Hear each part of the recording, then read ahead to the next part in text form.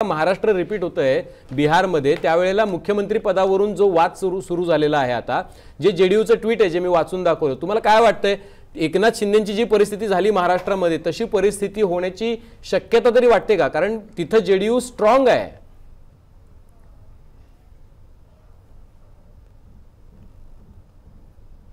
तुमचा आवाज येत नाही. आवाज येत नाही. बोला बोला बोला बोला. हा, बिहारच्या निवडणुकीत सुरुवातीपासून आपण बघितलं तर कोणत्या पक्षाला किती जागा मिळतील, कोणत्या आघाडीला किती जागा मिळतील यापेक्षाही निकाल लागल्यानंतरची परिस्थिती काय असेल याच्याबद्दलची उत्सुकता अधिक होती. आपल्याला थोडी क्रोनॉलॉजी समजून घ्यावी लागेल. भारतीय जनता पक्षाचा बिहारमधला प्रयत्न असा होता की आतापर्यंत एकूण सगळं जर आपण राजकारण बघितलं तर भारतीय जनता पक्षाचं सगळ्यात मोठं जो सल होता तो सगळा उत्तर भारत आपण ताब्यात घेतल्यानंतर सुद्धा बिहारमध्ये आपल्याला आपली जमीन मिळत नाही. भले भारतीय गेल्या वेळी त्यांना जवळपास आरजेडी इतक्या जागा मिळाल्या असल्या, नितीश कुमार यांच्यापेक्षा अधिक जागा मिळालेल्या असल्या तरी सुद्धा तो करिश्मा नितीश कुमार यांचाच होता. नितीश कुमार यांच्या सोबत असल्यामुळेच हे भाजपला यश मिळालंय. हे भारतीय जनता पक्षाला सुरुवातीपासून मान्य करावं लागतंय, मान्य करावं लागलंय. त्यामुळं हा फरक आपल्याला लक्षात घ्यावा लागेल. गेल्या वेळी नितीश कुमारांना जागा का कमी मिळाल्या होत्या? चिराग पासवान स्वतंत्र लढले होते आणि त्यांनी आपले सगळे उमेदवार नितीश कुमारांच्या विरोधात उभे केले होते. त्यामुळे नितीश कुमार यांना फटका बसलेला होता. आता ते सगळं त्यांनी दुरुस्त केलं.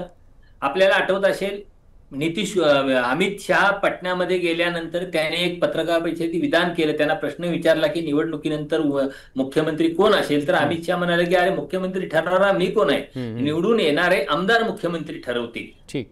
तर त्यांच्या विधानावर नितीश कुमार एवढे नाराज झालेले होते.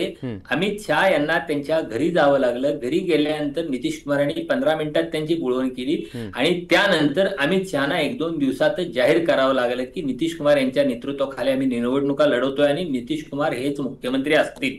कारण जर बिहारमध्ये भारतीय जनता पक्ष नितीश कुमार यांना बाजूला करतोय असा साधा मेसेज जरी गेला असता तरी त्याचा मोठा फटका भारतीय जनता पक्षाला बसू शकला असता, अशी तिथली परिस्थिती आहे. म्हणजे नितीश कुमार अगदी या आजच्या घडीपर्यंत भारतीय जनता पक्षाला आपल्या टर्म्स अँड कंडिशन्सवर नितीश कुमार यांनी सोबत ठेवलेलं आहे. अगदी सगळ्या गोष्टींच्या बाबतीत हे लक्षात घ्यावं लागतं. आज जागा वाढल्यात ना त्यांच्या, आज 90 जागा वाढल्या. गेल्या वेळी सुद्धा भाजपच्या 74 जागा होत्या, नितीश कुमार यांच्या 48 होत्या. प्रीपोल जाहीर केलं होतं, याला काही जाहीर केलं नाहीये. नाही, कुणी जाहीर केलंय? अमित शहानी जाहीर केले. नितीश कुमार हे स्टेजवरून जाहीर नाही केलेलं आहे. मी स्टेजवरून जाहीर केले अमित शहा यांनी की नितीश कुमार हेच आमचे मुख्यमंत्री असतील.